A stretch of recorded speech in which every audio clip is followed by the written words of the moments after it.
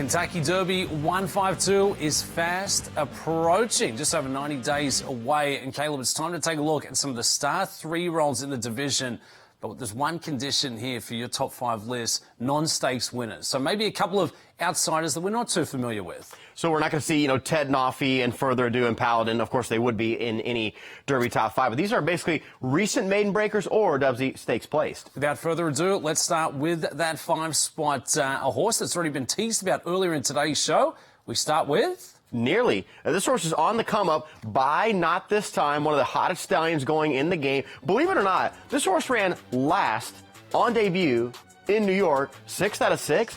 And then in the second start in the maiden, I'm telling you, Johnny Velasquez, I believe, flew in just to ride this horse for the maiden. They romp. And then here's the allowance. They beat Confessional. That gray was actually the favorite for Brad Cox off a nice win there at Keeneland. So I think this horse is rapidly improving. Strong build. Got bet in the last Derby pool. And Johnny Velasquez saw fit to ride in just to break the maiden at Gulfstream Park. That is nearly taking out that 5 spot, as we can see here, entered into the Grade 3 Holy Bull Stakes. So we'll get to see that return not too far away. Let's take it to the 4 spot. I am so hoping this horse can get to the Kentucky Derby. Doesn't even need to win along the way. Liberty National here, second in the gun runner. And the key here is this horse is made to run at Churchill Downs. He's from the first crop of Maxfield, who was 5 for 5 at Churchill.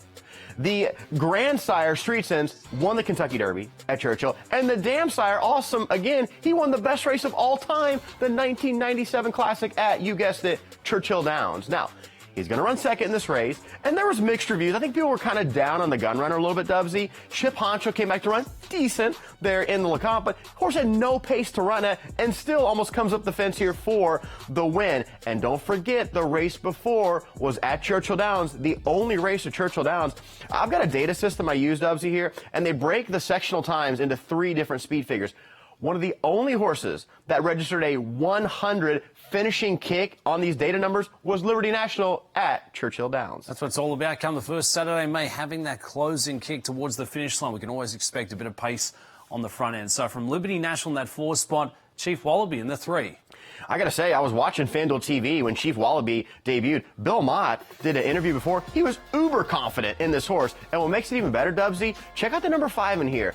The number 5 is named the Puma. And they were saying that the number 5 is the best horse for Gustavo Delgado, who, of course, had Mage that won the Kentucky Derby. So these 2 finishers, 1-2, they're going to break away from the field. And both connections absolutely loved their chances. Chief Wallaby, look at this, going right on by with impressive strides, picking it up here, a colt by Constitution for Bill Mott, the reigning Kentucky Derby training champ. Very impressive maiden victory out here at Gulfstream Park. Bigger and brighter things could be ahead for Chief Wallaby. All right, from that 3 spot, let's take it to the top 2. Who do we have in that second position? So if you go back to June there at Churchill Downs, I think Brad Cox felt like Cannonier was the best of his young 2-year-olds. On debut, he got bet, he showed speed, got a little bit tired for 3rd.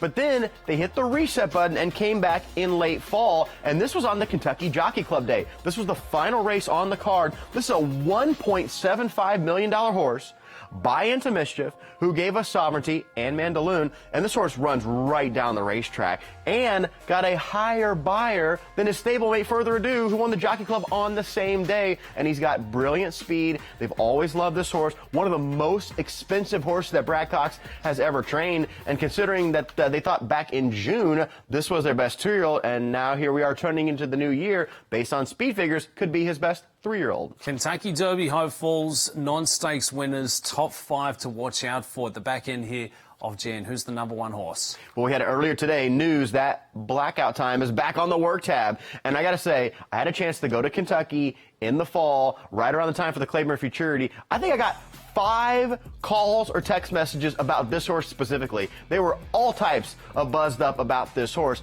Here we are in the Futurity. He's going to run second to the undefeated champion, Ted Noffey, and the horse got bet. He was 10-1 morning line. He almost went off as the favorite versus Ted Noffey. Runs a nice second, was not tired. He's by, again, Not This Time. And if you look at Blackout Time, in his second start at Ellis Park, he won by 10 lengths. You know who else won by 10 lengths at Ellis in a second start? The sire, not this time. This horse could be one of the better horses by the stallion. We were waiting and waiting and waiting. A long absence on the work tab, but he's back to work in the mornings. Blackout Time, the number one horse to watch out for out of the non-stakes winners when trying to identify who could be that outlier pointing towards the first Saturday in May. I love the look of the top five. Blackout Time as the one to watch. Cannonier with that 2 spot. Chief Wallaby in the 3. Liberty National and Nearly as Caleb's top 5. And 3 of those horses going to be entered in the races coming up. We have 2 in the Holy Bull, Cannonier and Nearly, and then they pushed back the Southwest time, but Liberty National is scheduled to go in that race next week. Sound off. Let us know who is your price play. Maybe the horse that we're not talking about